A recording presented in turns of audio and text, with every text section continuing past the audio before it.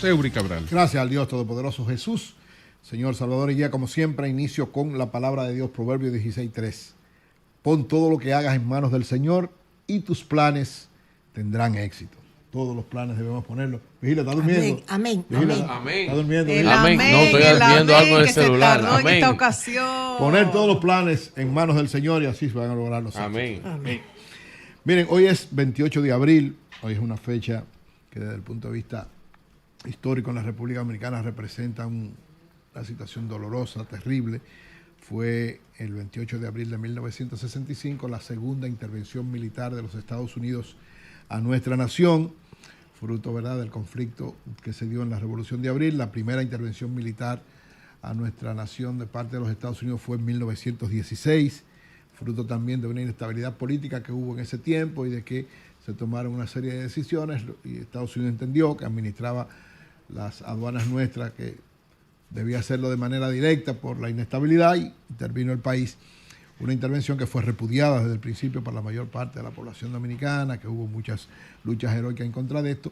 Y luego, en 1965, fruto de esta situación que aconteció, donde dos sectores nacionales se estaban enfrentando, un sector de militares que apoyaban el golpe de Estado que se le había dado al profesor Juan Bosch, y un grupo de militares y el pueblo que trataba de restaurar el orden constitucional que se había roto. Y entonces, en ese momento, fruto de que había una presión. Bueno, ellos no apoyaban el golpe de Estado porque el golpe de Estado era en el 63. Bueno, aquí eso fue al en el gobierno de facto. Ellos apoyaban así al triunvirato.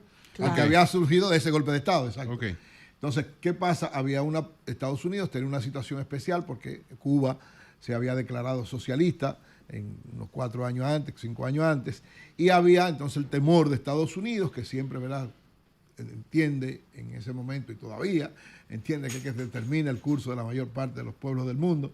Y en el caso de América tenía una situación especial porque no podía o no quería permitir que ninguna otra nación caminara esa ruta que había tomado Cuba en ese momento. Y entonces, fruto, entre otras cosas, de esta situación, se produjo la intervención, la invasión de 1965, la segunda invasión militar de los Estados Unidos a nuestro país, que lógicamente provocó que el conflicto tomara una dimensión ya no solamente de guerra civil, sino de una guerra patria, un grupo de militares y patriotas dominicanos enfrentando lo que era una intervención foránea. A final de cuentas, hubo un pacto en septiembre y lógicamente de ahí en adelante la historia ha continuado. Pero un día como hoy, el pueblo dominicano nuevamente demostró su gallardía, nuevamente demostró que independientemente de lo que pase, situaciones como esta, de una intervención de otra nación para tratar de determinar el curso nuestro, tiene que ser enfrentada en su gran magnitud. Hoy debe ser recordado como uno de esos momentos donde debemos mantener siempre el espíritu patriótico y la independencia que nos legó Duarte y todos los hombres y mujeres que en la historia de la República Dominicana han tratado de construir una nación libre, soberana e independiente de manera permanente. Era para Vietnam que iban esas tropas. Sí, iban para Vietnam, vinieron para acá. Y entonces Johnson la mandó para acá. Miren, el otro hecho, acontecimiento interesante que va a convocar al mundo durante estos tiempos es la elección del nuevo Papa. El nuevo Papa ya anunciaron, el Consejo Cardenalicio anunció al Concilio Vaticano que van a empezar a partir del 7 de mayo la reunión de los, por cierto, el 7 de mayo yo cumplo años. El 7 de mayo se inicia el Concilio Vaticano, donde se va a empezar la elección del nuevo Papa. Hay, según varios organismos internacionales y los analistas principales, hay alrededor de 12 posibles papables. Pero entre esos 12, hay, ¿verdad?, de todos los sitios del mundo, de los 130 y tantos cardenales que van a elegir, hay 3, desde mi punto de vista, que podrían ser los que determinen por qué. Primero, porque en el caso del Papa y la Iglesia Católica, históricamente han jugado un papel no solamente de fe, sino desde la fe, han jugado un papel político y social en Europa y en todo el mundo. Digo en Europa porque en un primer momento fue básicamente en Europa, pero luego en todo el mundo ha sido un elemento importante desde la fe jugar un papel político y un papel social. Visto esto así, implica que entonces que este Concilio Vaticano, sobre todo en los últimos tiempos, tradicionalmente ha sido así, pero ha tenido un peso mayor, una especie de lucha de intereses entre las diversas visiones, entre las diversas orientaciones que hay en función de cuál ha sido el último papa. En función de la gestión que tiene ese último papa, entonces hay una lucha entre sectores que quieren continuar lo que ese papa hizo o algunos que quieren deshacer cosas interesantes y según ellos, ha sido históricamente así, tratar de darle otra orientación más adecuada a los signos de los tiempos que se están viviendo.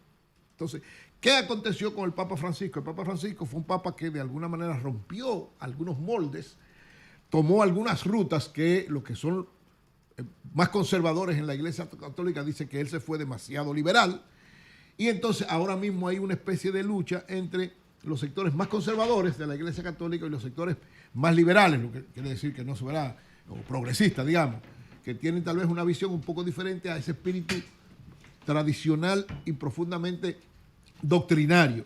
Y entonces hay, desde mi punto de vista, varios de los cardenales que van a jugar un papel importante, que están sonando como los que podrían ser electos, que dependiendo de cómo se dé esa articulación, porque en el fondo la selección final va a depender de esa articulación interna entre los diversos sectores que tienen enfrentamientos o posiciones enfrentadas desde el punto de vista doctrinario y desde el punto de vista de la adecuación de la Iglesia Católica. Los católicos todavía representan un papel importante en el mundo.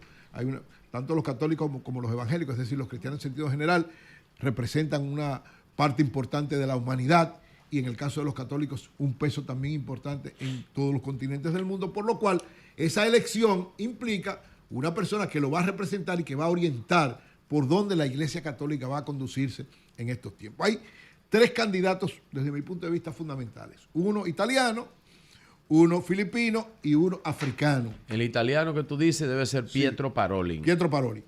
Pietro Parolin es actualmente el secretario de Estado del Vaticano. Aunque tiene 70 años de edad, y hasta 70 años que se plantea, ¿verdad? Hasta 80 años que se plantea que puede ser parte del Consejo Cardenalicio, lo cierto es que él representa, digamos, el punto intermedio. No es un conservador, no es un progresista propiamente dicho, aunque era uno de los que estuvo desarrollando el trabajo con Francisco, pero se tiene como una persona muy moderada, que puede tomar de uno y otro lado, un diplomático al fin, aunque no ha ejercido funciones pastorales propiamente dicho, que esa es una de sus grandes debilidades.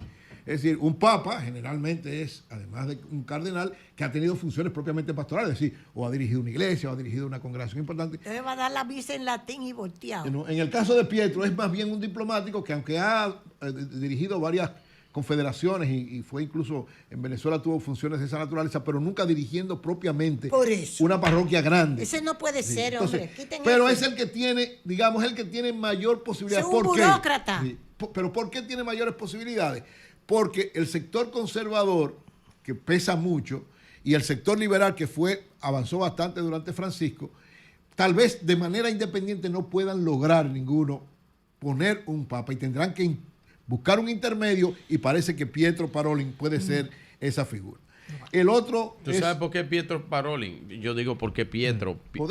Parece que ser el 75, primero tiene 72 años.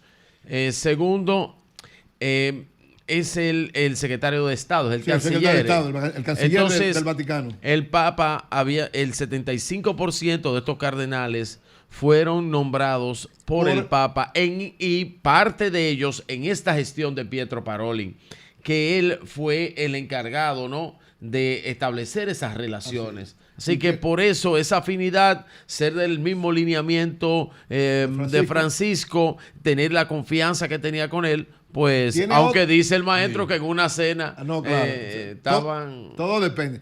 Además tiene otro elemento a su favor, Pietro Parolin, que es italiano y hace tiempo que, ¿verdad?, los últimos papas no han sido italianos y entonces hay alrededor de 50 y tantos cardenales. Bueno, pero ellos dicen ahora, lo que dicen es, sobre todo los cardenales, que necesitan uno que sea italiano y ellos tienen una gran representación, por desde los 130 hay alrededor de 57, 56, 57 que son italianos. Es decir, él tiene mucho a su favor. Ahora, el otro es el señor Zuppi, también italiano, que está ahí. Sí, pero Pietro es el más importante. Sí, el otro que podría ser es Luis Antonio Tagle, que es filipino. ¿Por qué este filipino puede ser un elemento importante? Primero, está en la misma orientación de Francisco. Pero además, él sería el primer papa asiático. Sí. No ha habido papa asiático, tanto Asia como África son los dos continentes donde el catolicismo ha crecido de manera considerable. Mientras ha retrocedido en Europa, ha retrocedido en América, en el caso de Asia y África ha avanzado el catolicismo, por lo cual Luis Antonio Tagle se perfila como un elemento con mucha posibilidad de ser elegido papa. Él tenía prácticamente casi todas las posiciones muy parecidas a la de Francisco. Incluso el Papa Francisco lo tomó como uno de sus apoyos fundamentales, lo que le da un elemento a su favor, sobre todo de todos los nuevos cardenales que fueron elegidos por el Papa Francisco. El Francisco filipino, le dice. Exacto. Finalmente está el Papa el cardenal Fridolin Ambongo Bensugu, que es el arzobispo de Kinshasa, de la República Democrática del Congo. Es negro, sería el primer papa negro y el primer papa africano. Sí. Lógicamente, él tiene algunas cosas que no le benefician, tuvo ciertos conflictos con el Papa Francisco, porque este papa tiene algunas cosas que este cardenal tiene algunas cosas que no compartía con el Papa Francisco, y lógicamente él sí tiene algo a su favor. Él ha estado trabajando en el sentido de que dice que África representa el futuro de la Iglesia Católica, ha trabajado ese concepto, ha ganado mucha orientación en ese aspecto, y lógicamente, si se decidiese, si hubiese una situación que se entendiese que África debería ser el continente que ponga el nuevo Papa, sin lugar a dudas, que Fridolin Ambongo Bensugu, el arzobispo de Kinshasa, de la República Dominicana del Congo, se perfila como el que más posibilidades de eso. Entre uno de ellos tres, pienso yo, entre Pietro Parolin, italiano, actual secretario de Estado del Vaticano, Luis Antonio Tagle, el cardenal filipino, y Fridolin Ambongo Bensugu, el